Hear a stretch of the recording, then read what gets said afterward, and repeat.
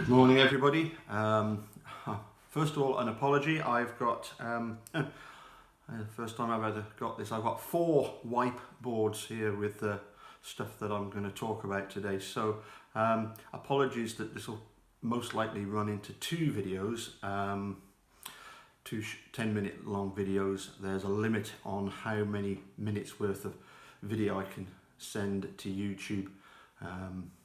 It seems like anything more than about 12 minutes and it doesn't work. I'm not a technical expert. So rather than trying to sort of rush through and miss certain bits, let's just take my time a little bit and go through this.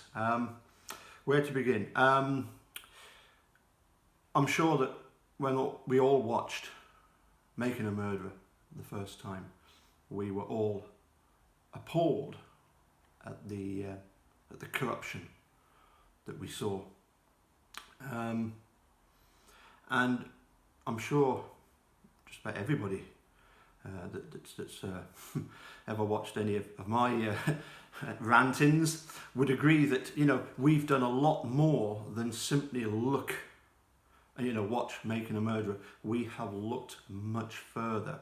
We have looked at thousands of pages of documents.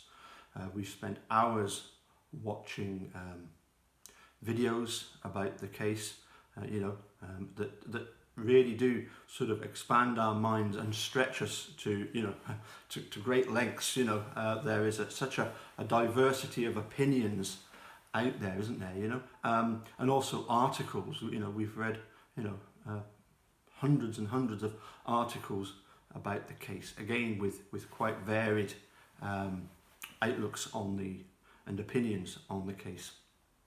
But apart from the odd one or two that comment and watch, certainly the majority of people that I speak to and that watch my videos, we are truthers. We support Stephen and Brendan, but primarily we seek the truth.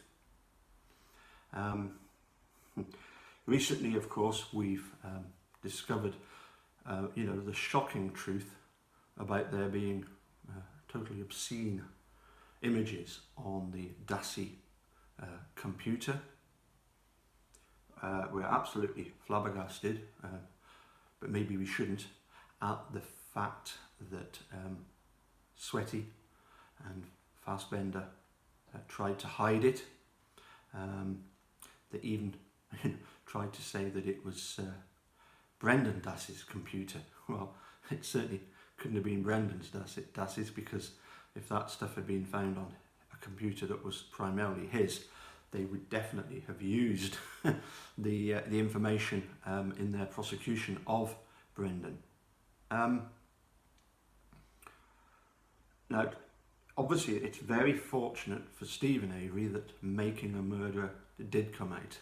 And I say that from the point of view that I suspect, and I might be totally wrong with this, but if Making a Murderer hadn't come out, would Brad Schimel have been so determined to argue against the opinion of Judge Duffin when he threw out the false confession? I suspect when Making a Murderer came out, that threw a huge spanner in the works in effect for Brendan to get out, because he couldn't just then be sort of released sort of quietly. There was now this big media attention on it, and Brad Schimel has been fighting against that media attention ever since, and so he should, because there are a lot of questions for the Attorney General's office to answer. So yeah, it's good that for Stephen Avery that Making a Murderer came out. It gave him the opportunity to not so much to hire, but a very, very famous attorney has decided to take on his case. That's good for Steve, and one would hope that in the long term it'll be good for the legal system in general. If certain people are called to account for their actions, then that's surely only going to be a good thing. And even just recently, Jerry Buting posted on Twitter that in New York, they're going to start to reduce the prosecution immunity of attorneys in their legal system. So that's obviously a good thing. And talking about attorneys, you know, when Stephen Avery was exonerated in '83, Michael Griesbach and Mark Rohrer were good guys at first, because they sent a report to the Attorney General asking her to investigate what had happened. And she did the right thing. She sent Amy Lehman and Deb Strace to investigate, and their report, from what I can tell, was very, very damning and damaging. And so it beggared belief that, you know, Manitowoc County Sheriff's Department got the news that you know, highly delighted them, that they were not being held accountable. This, of course, led to the no option but for Steve to take out the civil suit, and that was going to be an easy win. I don't think anybody would dispute that Stephen Avery was easily going to get. You know, people have suggested it wouldn't be the full 36 million.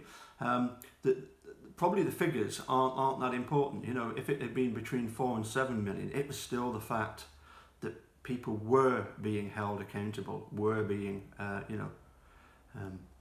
made to suffer for their, you know, terrible actions. But in the same way that Stephen had no option other than to pursue the civil suit, you know, the state had no option but to frame Stephen. Of course, there's that famous interview with Kenneth Peterson when they ask him about you know, the framing of him, and he says, "Oh no, it would be easier to kill Steve than it would be to frame him."